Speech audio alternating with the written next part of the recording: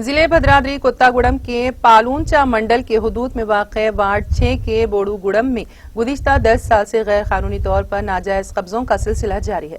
चुनांचे मज़कूरा इलाके में सड़क पर नाजायज कब्जा करके गैर कानूनी तामीरात की जा रही हैं, जिसके नतीजे में बोड़ूगुड़म की आवाम को शदीद मुश्किलात का सामना करना पड़ रहा है।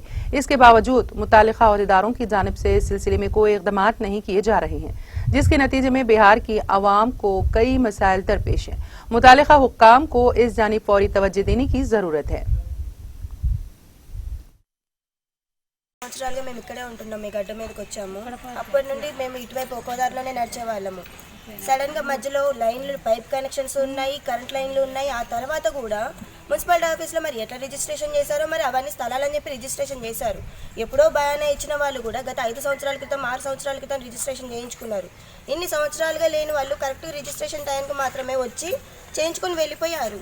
రోడ్డు గడ్డంగా గోడ కూడా కట్టేశారు. మా నాన్నగారు చనిపోయినప్పుడు చెప్పుకుంటే సిగ్గుచెట్టు, ఇదే ఊర్లో అంబులెన్స్కి పిలిచాము, చాలా మందికి తెలిసిన వాళ్ళందరినీ పిలిచాము. బండి వచ్చిందండి, అంబులెన్స్ కరెక్ట్ టైంకి వచ్చినా కానీ ఇంటి ఎదురుగా రావడానికి దారి లేదు. ఇక్కడ నుండి పర్లాంగ్ దూరం మేము మా నాన్నని 4 కాళ్ళ మంచం మీద తీసుకొని వెళ్ళాము. ట్రీట్మెంట్ లేట్ అయ్యి మా నాన్నగారు చనిపోయారండి. నైట్ 12 గంటలకి ఏమో అయితే 12 గంటలకి హార్ట్ అటాక్ వచ్చింది. ఆ టైంకి తీసుకెళ్ళబోతే దారి లేక చనిపోయారు, ట్రీట్మెంట్ సరిగా లేక.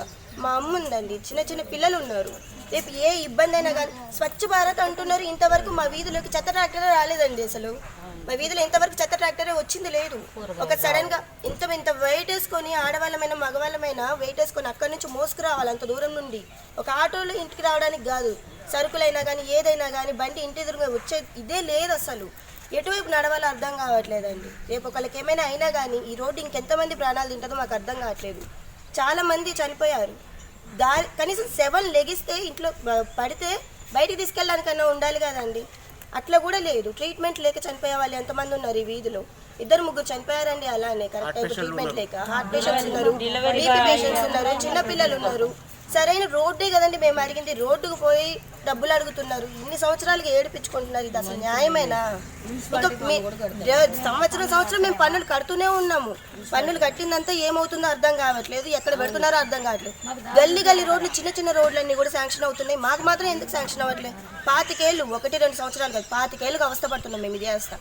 ప్రతి ఒక్కళ్ళ దగ్గరికి వెళ్ళి మొరబెట్టుకున్నాం, ప్రతి ఒక్కళ్ళ దగ్గర ఏడ్చాము. మాకు రోడ్డు కావాలండి, మాకు ఏమి ఇది కావాలని కాదు, మాకు కనీసం నడకదారి, మనుషులు నడవడానికి ఏమైనా ఎమర్జెన్సీ వస్తే అంబులెన్స్ తీసుకెళ్ళడానికైనా, శవాన్ని తీసుకెళ్ళడానికైనా ఒక రోడ్డు కావాలి మినిమం. అది ఇంత సిటీలో ఉన్నాము, సిటీకి కనీసం కిలోమీటర్ దూరంలో కూడా లేము మేము. మొత్తం పక్కనే ఉన్నాయి సినిమా హాళ్ళు, మున్సిపల్ ఆఫీసులకు, అంత కిలోమీటర్ లోపలే ఉన్నాము. అసలు ఇంత మధ్యలో ఉన్న ఏరియాలోనే ఎంత వాల్యూ ఉండాలి? ఇట్లా అయిపోయింది. చనిపోయారు, ఎవరు ఏం చేశారు. మా అమ్మాయి డెలివరీకి ఉంటే అసలు ఆటోలు లేవు, ఆటోలు లేక రావడానికి వీలు లేదు సార్. అప్పుడు ఆటో కూడా రావడానికి వీలు లేదు. లేకపోతే వాళ్ళ అత్తగారింటి కాడ ఉంచి డెలివరీ అయ్యాక అన్నీ చెక్ చేసుకుని మంచిగా ఉన్నాక తెచ్చుకున్నాం.